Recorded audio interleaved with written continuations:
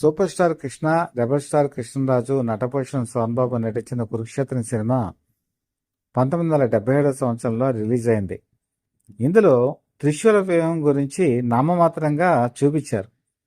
అసలు త్రిశూల వ్యూహం అంటే ఏమిటి అంటే, ఇందులో 3 వ్యూహాలు ఉంటాయి. ఒకటి శకట వ్యూహం, 2 త్రిశూలంలో ఉండేటువంటి పద్మ వ్యూహం, 3 సూచి వ్యూహం. ఈ 3 వ్యూహాలు కలిపినే ఈ త్రిశూల వ్యూహం అని చెప్పి అంటారు.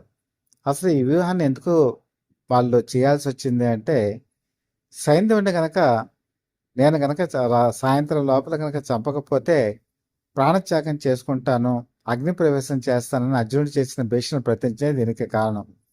అర్జునుడు ఎందుకు ప్రతిజ్ఞ చేశారంటే, అభిమన్యుడు మరణానికి కారణం సైంధవుడే కాబట్టి. పద్మవ్యూహంలోకి వెళ్ళినటువంటి ధర్మరాజు, భీముడు, నకులుడు సహదేవుడిని అడ్డగించినందుకు ఈ భీషణ ప్రతిజ్ఞ చేస్తాడు. ఈ విషయం తెలుసుకున్న కౌరవులు ఆ భారీ భద్రతా ఏర్పాటు చేసి అర్జునుడికి దొరకకుండా చేయాలని వాళ్ళు ఈ త్రిశూల వ్యూహాన్ని పన్నుతారు. ద్రోణాచార్యుడే ఈ వ్యూహాన్ని కూడా పన్నే బాధ్యతని తీసుకుంటారు.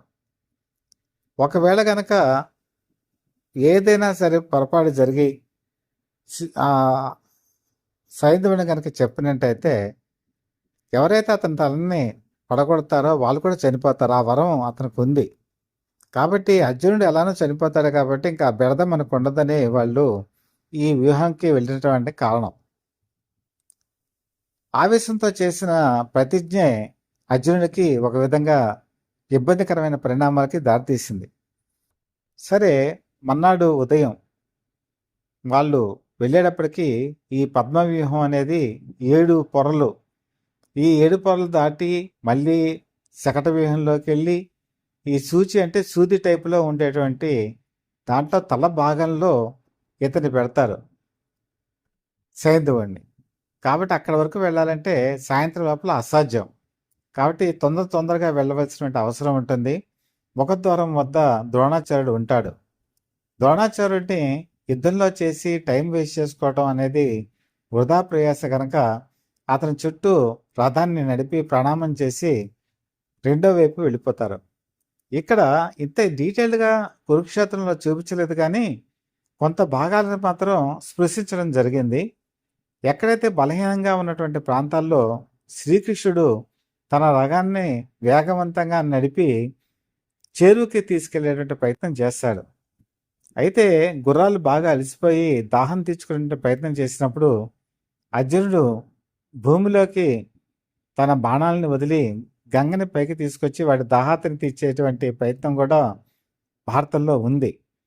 ఆ తర్వాత సమయం మించిపోయేటువంటి సమయం వచ్చేటప్పటికి వాళ్ళకి ఆల్రెడీ ఈ సూచి వ్యూహం వరకు వెళ్ళిపోతారు.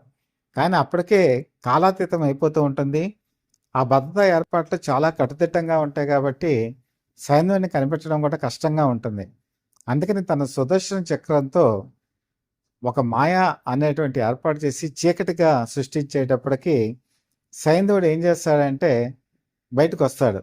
అది చూసినటువంటి అర్జునుడికి చెప్తాడనమాట, ఇతను తలను ఖండించమని. వెంటనే తలను ఖండించేటప్పటికి తన చక్రాన్ని తీసేటప్పటికి మళ్ళీ సూర్యుడు వచ్చేస్తాడు. ఇక్కడ ఈ తల మాత్రం కింద పడకూడదు. తల కింద పడకుండా వాళ్ళ తండ్రి గారైనటువంటి ఒక తపస్సు చేసుకునే పరిస్థితుల్లో అతని చేతిలో పడేట్టుగా చేసేటప్పటికి అతనే మరణిస్తాడు. అంటే సైంధవుడు తండ్రి కూడా మరణిస్తారు.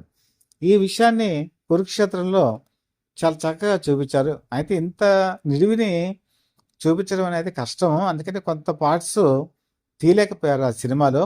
కానీ నిజంగా అయితే వాస్తవంగా భారతంలో జరిగింది మాత్రం ఇదే.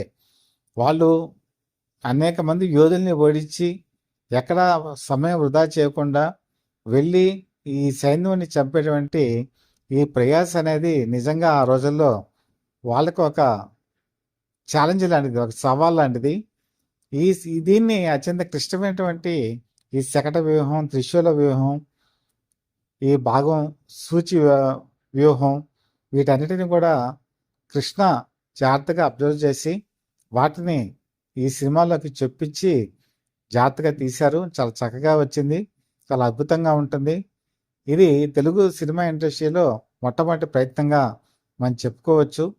సూపర్ స్టార్ కృష్ణ అలాగే శోభన్ బాబు, నటభూషణుడు చేసినటువంటి ఈ రూల్స్ ఈ సినిమాలో ఈ వ్యవహారంలో ఈ ఎపిసోడ్లో ఒక గొప్ప పనితీరుని మనకి ప్రదర్శించి ఔరా శభాష్ అనిపించే రీతిలో ఉంటుంది. మీరు ఈ సినిమా చూసినట్టయితే ఖచ్చితంగా ఈ త్రిశూల వివాహాన్ని కూడా మీరు గమనించవచ్చు. సైంధవుడికి పాండవుల మీద ఒక కోపం ఉంది.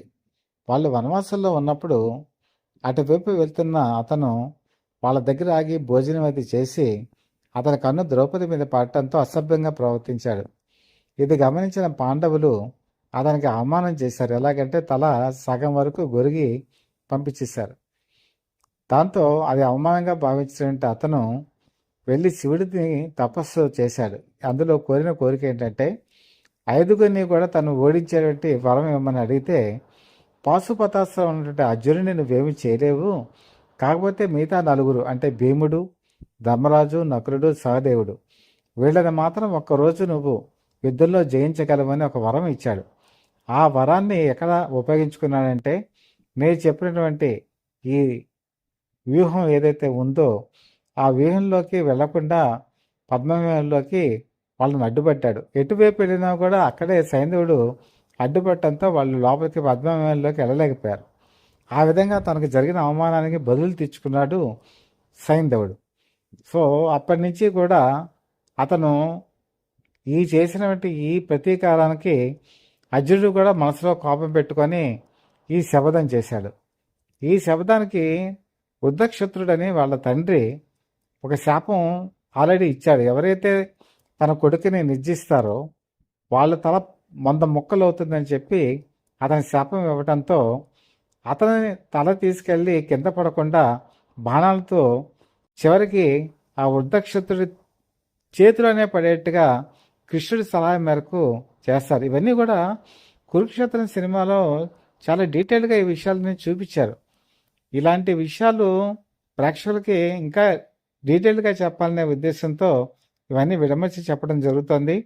ఇంకొక విషయం ఏంటంటే ఈ వ్యూహం ఈ సూచి వ్యూహం అనేది సూది ఆకారంలో ఉండేటువంటిది ఇంతవరకు కూడా చాలా తక్కువగా అమలు జరపబడే వ్యూహం.